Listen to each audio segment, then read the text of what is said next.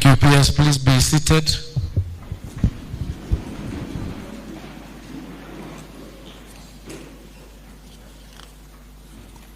The Principal Secretary, the State Department for Basic Education, Ministry of Education, Ambassador Professor Julius Bitok, our area MP, Professor Phyllis Bartow, the Chairperson of the Kenya National Examinations Council, Professor Julius Nyabundi,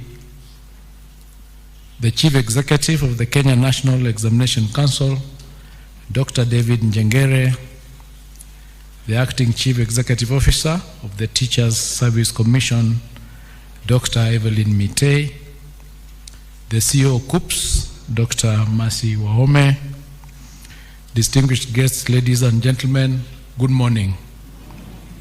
Good morning again. Ladies and gentlemen, examination and assessments have always stood at the heart of education. They serve not merely as a measure of learning, but as a compass that guides the nation's future. As the Kenya Certificate of Secondary Education, KCSE examination draws to a close with the phasing out of the 844 system, we recognize its historic role in shaping generations of learners. Yet, education must always evolve to meet the demands of a dynamic world. The transition to competency-based assessment marks a decisive step forward, one that shifts our focus from rote memorization to the demonstration of skills, values, and knowledge that empower learners to thrive in the 21st century. It is in this spirit of transition that we gather today to mark the release of the results of the third to last cohort to undertake the KCSE examination, even as we celebrate the progression of the very first cohort under the competency-based education into senior school this coming Monday. This moment stands as both a culmination of a long-standing tradition and the dawn of a new era, affirming our collective commitment to assessments that not only measure achievement, but also nurture the competencies required for the future. Ladies and gentlemen, I wish to extend my profound gratitude to all sector stakeholders who year after year have demonstrated unwavering dedication in preparing our KCSE candidates and ensuring the successful and seamless administration of the national examinations.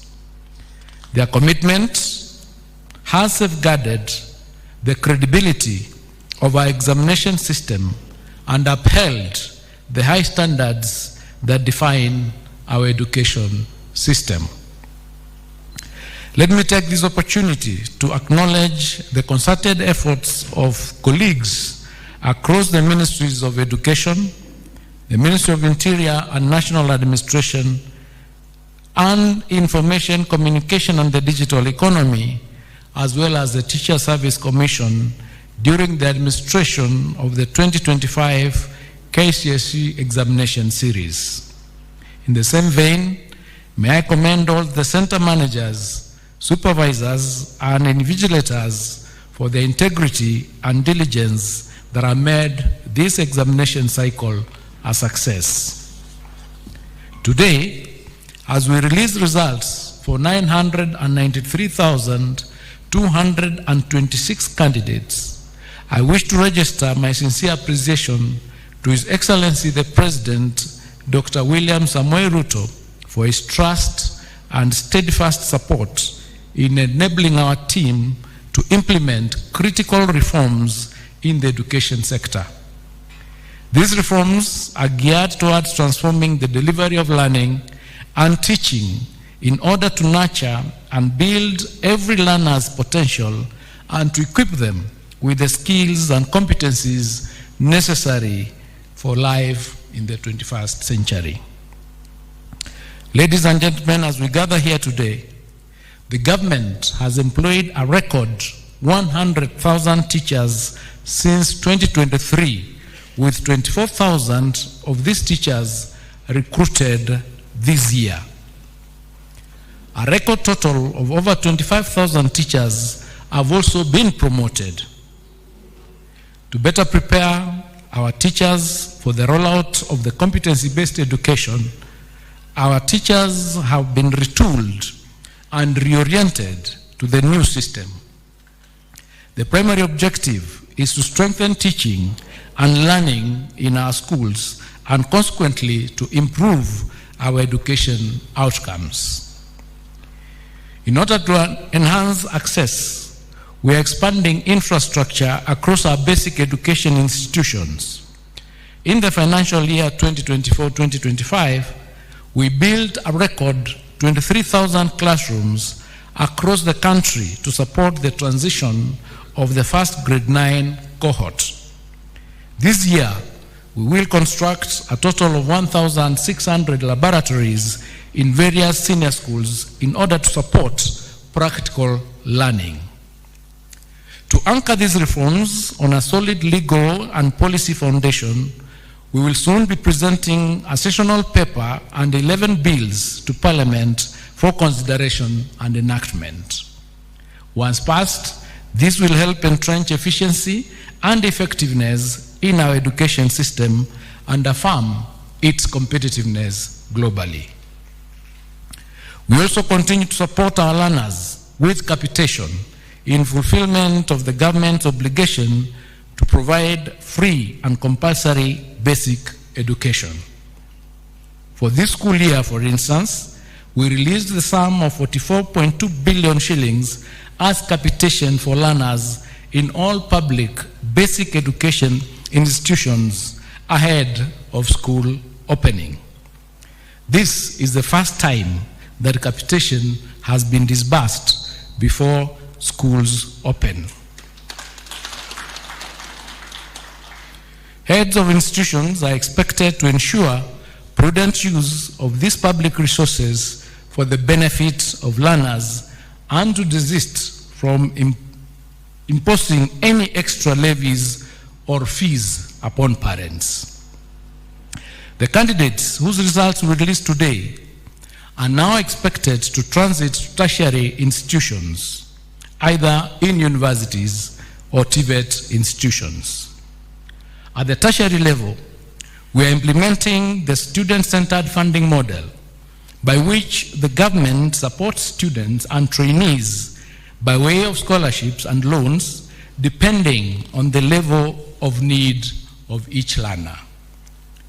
To enhance access and affordability, fees for academic programs in our public universities have also been rationalized by between 15% and 40% so that the fees for university education programs range from 5,800 to 75,000 per semester depending on the program of study. I call upon all eligible candidates, therefore, to apply for placement to programs of their choice once the process starts.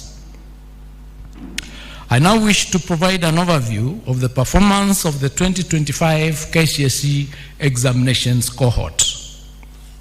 Ladies and gentlemen, during the 2025 KCSE examinations, 993,226 candidates sat the examination compared to 962,512 candidates in the year 2024. This represents an increase by 30,714 candidates, which is an increase of 3.19%. Of the 993,226 candidates who sat the 2025 KCSE examinations, 492,012 were male, while 501,214 were female, representing 49.54% and 50.46% of the total candidature, respectively. This is the second year in a row since inception of the KCSE examinations that female candidates are more than male candidates. However, 10 counties had a significant entry of more male than female candidates. These were Garissa, which had 66.24% to 33.76%. Mandera had 65.09% to 34.91%. Wajir had 60.10% to 39.90%. Turkana had 57.67% to 42.33%. Narok had 53.10% to 46.90%. Samburu had 52.43% to 47.57%. Mombasa had 52.08% to 47.92%. Homa Bay had 52% to 48%. Nyamira had 51.9% to 48.03%, and West Pokot had 51% to 48.16%. 14 counties had a significant entry of more female than male candidates. These were Vihiga, which had 55.905% to 44.10%. Elgeyo Marakwet had 55.06% to 44.94%. Kisumu had 53.87% to 46.15%. Kiambu had 53.23% to 46.77%. Kwale had 53.19% to 46.81%.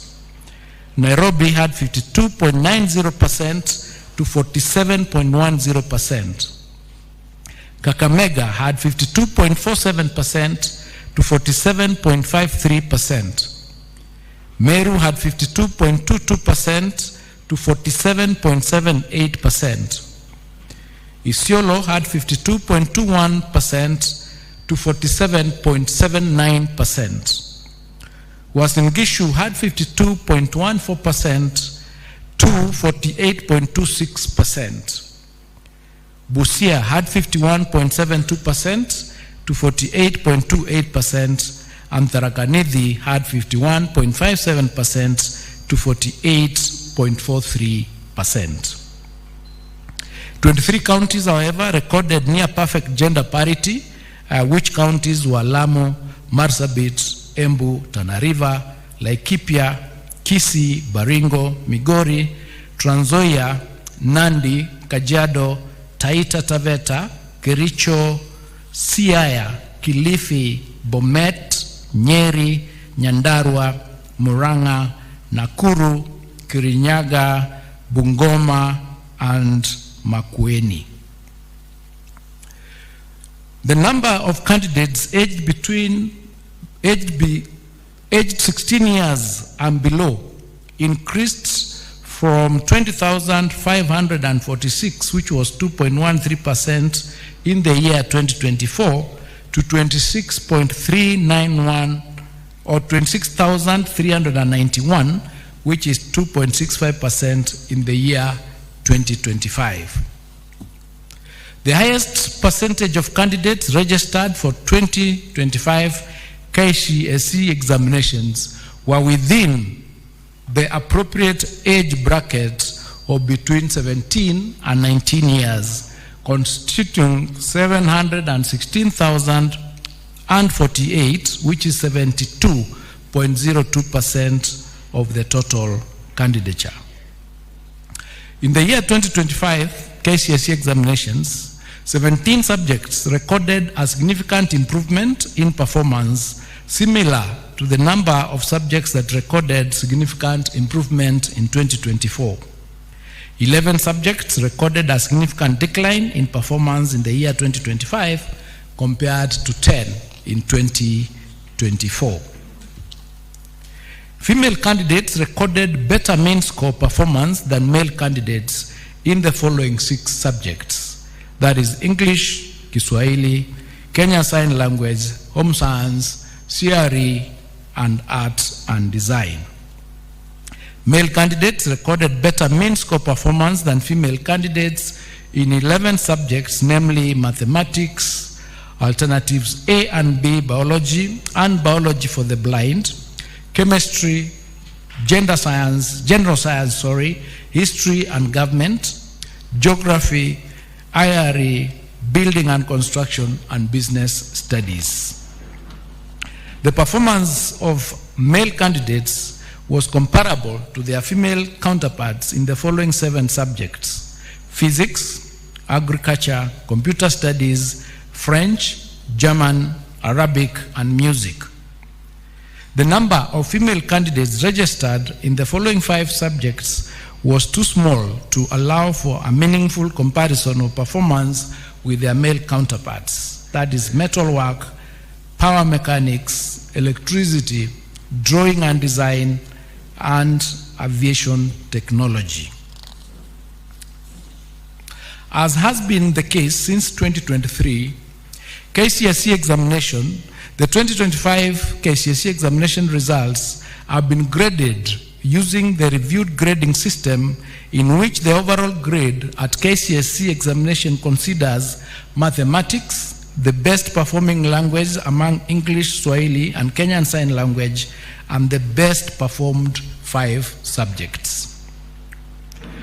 There were 1,932, which is 0.19% candidates who obtained an overall mean grade A plain in the year 2025 KCSE examination.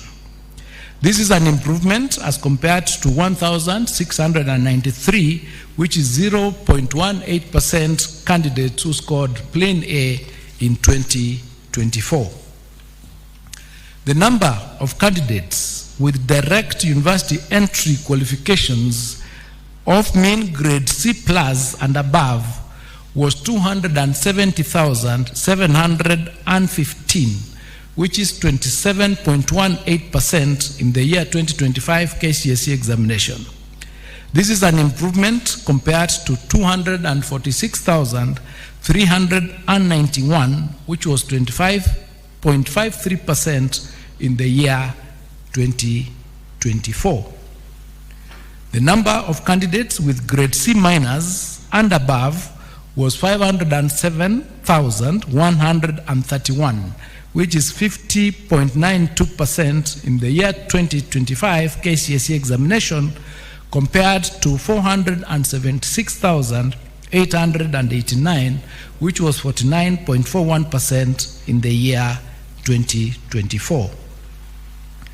The number of candidates attaining a pass grade, which is grade D+ and above, was 634,082, which is 63.67% in the year 2025, compared to 605,774, which is 62.76% in the year 2024. National schools produced the highest number of candidates with an overall mean grade of A, which was 1,526, followed by extra county schools, which had 197, and private schools, which had 185. Sub-county schools, however, produced more candidates in the category of C+ and above compared to county schools, accounting for 72,699 and 36,600 respectively. I wish to reiterate that our stand on the integrity of examinations. In November last year, we indicated that there were reported cases under investigation and that action would be taken upon conclusion of the investigations. At the conclusion of the KCSE examination, 1,180 candidates were found to have been involved in examination irregularities. Consequently, and in line with the applicable law and regulations, their examination results have been cancelled. Individual candidates' examination results will be accessed online through a link on the NEC website or directly through the following link: results.nec.ac.ke, and candidates will be required to enter their index number and one of their names as per the registration data for the 2025 KCSE examination. The results will be live and accessible immediately after the end of this function. It is now my humble duty and privilege to declare the 2025 KCSE examination results officially released.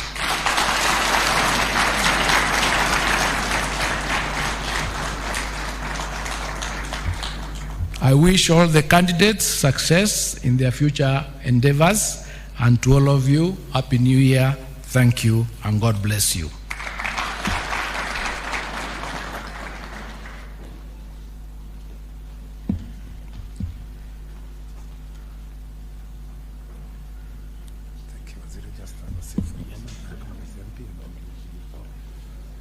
Thank you very much. Let's put our hands together again for Waziri. Thank you very much, Waziri, for now as we prepare for the transition to the official handover of the results. Allow me to recognize our area member of parliament, Honorable Phyllis Parto, who is also the committee